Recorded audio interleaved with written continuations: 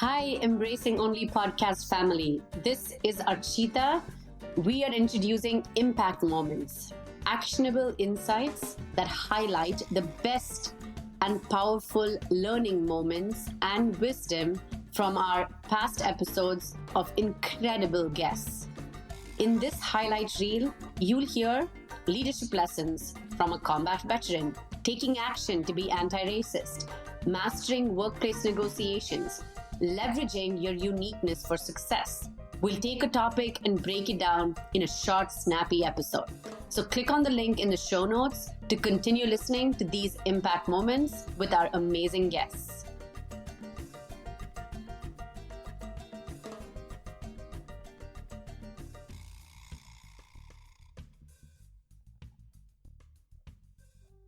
So, Dorothy, I want to just jump right in. This is such a meaty and such an important topic. We're recording this episode here in the middle of February, and a lot of people have just completed their performance reviews, performance evaluations. Some of them have just been handed out their raises, and some of them are probably happy, some of them are frustrated. And one of the recent posts, you actually shared it this morning, and I want to just read it a little bit, and then I want you to comment on it for anyone who has just gone through this process, right? So it says a lot of us walk around asking these questions to ourselves or telling ourselves these narratives. I lack the requisite years of experience. I do not possess the necessary certifications. How can I compete with those who have more experience? I have not been given an opportunity to lead. Am I eligible for this position? When these doubts cross our minds while we're looking for new opportunities, you encourage everybody to stop and not negotiate with yourself. I love that. You say, do not negotiate against yourself. Can you explain that a little bit to our audience of what you meant when you said, do not negotiate against yourself? Yeah, thank you for asking that. Absolutely. So many of us have gotten feedback over the years that we are maybe too aggressive or too ambitious. That is one way how we feel that, if we think we are a little bit more ambitious, if we ask for more, then we are going against that feedback that we have received, or we are not fitting in the mold that society or corporate America expects us to. And so what most women, especially, and most minority women tend to do is, if we have big goals, instead of articulating that even to ourselves, we stop ourselves. So we don't even allow ourselves to dream big. And what happens then, and this is negotiation 101, if you negotiate against yourself, then you're never going to get to any big goals, any big dreams. So the key is to ask, your only job is to dream big and ask yourself, does this align with what I want? And somebody else's job is to tell you, you're not good enough, you're not big enough, your dreams are outrageous, right? That's not your job. So as long as we keep that delineation that my job is to dream big, it's going to be so freeing for so many of us. And so that's why I encourage people to not negotiate against yourself. Let the other person negotiate against you. Your only job is to go big.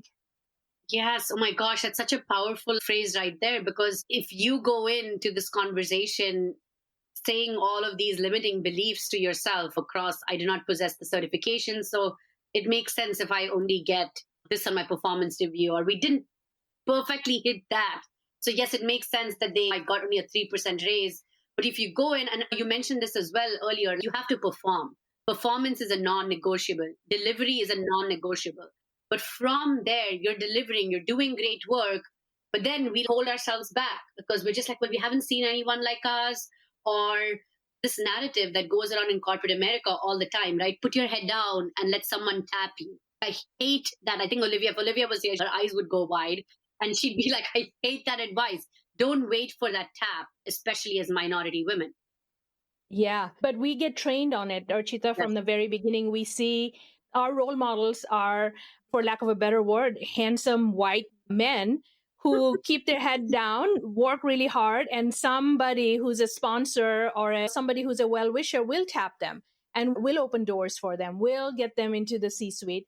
And we think, oh, maybe if I act like that, And some of it, there is a lot of systemic biases, but we leave that for another discussion. But when we see somebody else progress like that, we think, oh, if I just do that. But remember, there are no sponsors for us. If we do have one, if we've created or we've been very strategic about it and created some sponsorship, then it's a different story. But generally speaking, no one is thinking, oh, Archita is doing so well or Dorothy is doing so well, I've got to speak up for her.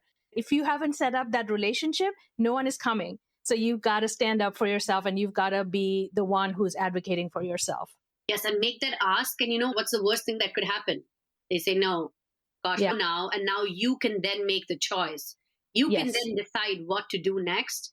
Than showing up, not even making the ask, hoping they would come to the table with like understanding, like, oh my God, look at her. She's done all of this amazing work. She deserves this.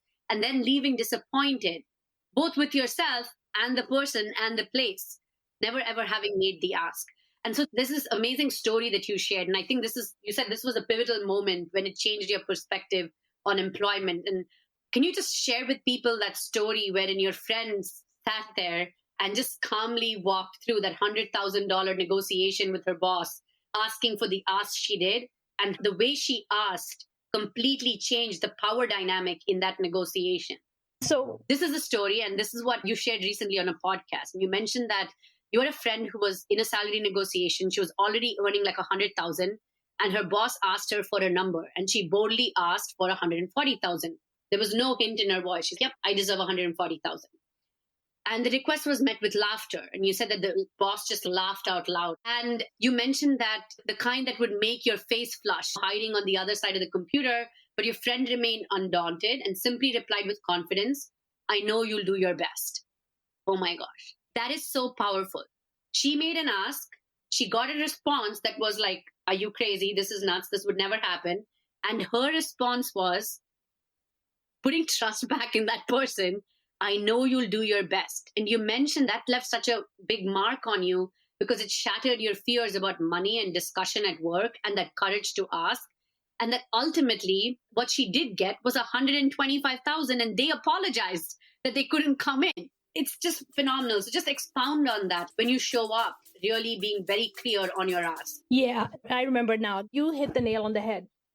Don't fear the no. Do not fear no, because no is your friend. Think, if nothing else you take away from this podcast, think no is my friend, because that's the beginning of negotiation. So keep that in your back pocket. Even if all your limiting beliefs come in, remember Dorothy said, don't fear the no. Okay. So that's one. And two, it is very common for us to get flustered. And what she did was, inside, she told me later, she was like feeling all these turmoils, like there were ocean waves crashing inside her brain. But she was like, we talked about this ahead of time, and we know her and I have been talking about negotiations for a long time. And so she said, I just stayed calm, even though inside I was having all this like turmoil.